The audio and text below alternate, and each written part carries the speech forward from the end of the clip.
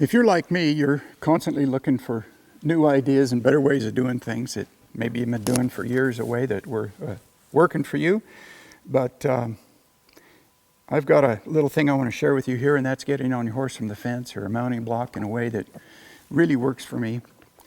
And it does require good groundwork, having a good handle on your horse, on your relationship. A lot of this that I'm working on has to do with the connection and the trust I'm building in the horse. So I'm going to go on over here, and before I do, I've been doing a little groundwork with him, getting him prepared. And when I do that, I'm just going to go over this little tidbit here that means a lot to me. When I do my groundwork, I just get saddled up and I get my gear on so it's not going to go anywhere, so it stays. But before I go to get on, I'm going to come back and I'm going to go ahead and snug up my cinch there.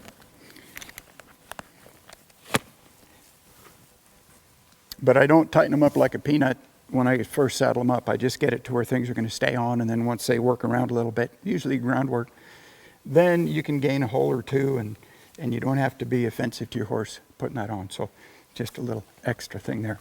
So I'm going to come over to my fence, and I've got a picture in my mind of my horse coming right up here and picking me up.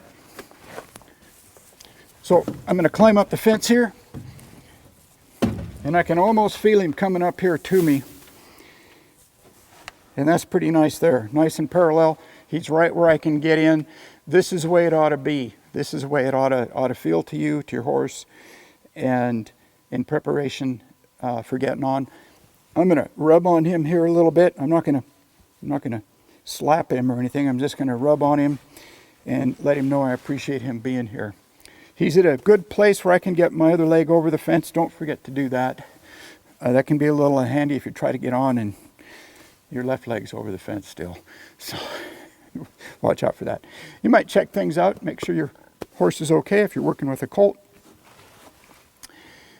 you might really spend a lot of time up here.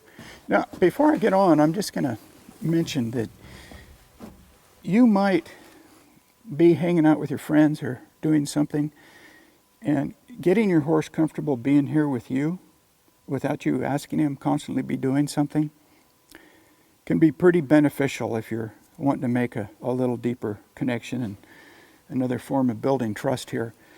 So gosh, you know, if it's lunchtime, you might sit up here on the fence and have your lunch and just let him be here. You work on that relationship. That's pretty cool. I like doing that. So here I am. I've got my lead rope tucked in my belt. I'll adjust that a little bit here in a moment. But before I go to get on, I do need to get my left foot on this side of the fence, and I'll just put my foot there on the rail. Now I can reach down here and build a loop in my reins, so I'm ready to go. Should he need to leave, and I don't think he will, and I'll try to step over without kicking him in the butt with my foot. I do want to get him used to that, so he's not bothered should someone do that one day. Now when I come across here, I'm going to leave that. So I'm going to ask him to bend off here to the right and come around here where you can see a picture here. So what do I do with my lead rope? Now chances are I may have just had my lead rope in my arm, and I often do that when I go to get up to the fence. If that were the case, I'm going to tuck it under the side loop in my belt, and I'm going to just drape it over my saddle horn. I'm going to pull the tail end through now and adjust it so that it's not so long he's going to step over it, but it's not so short that it would cause him to be signaled on the left side of his neck if I were to ask him to bend to the right there. So that's it, getting on from the fence. There's a lot more in our video library that we hope to direct you to one day, but for now, just take a look at this, and hopefully this will be something you'd be interested in and how we go about getting this to happen.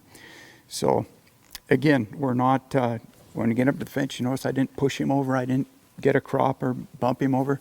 None of that ever happened in this. It was just about getting him up to the fence so I could get on.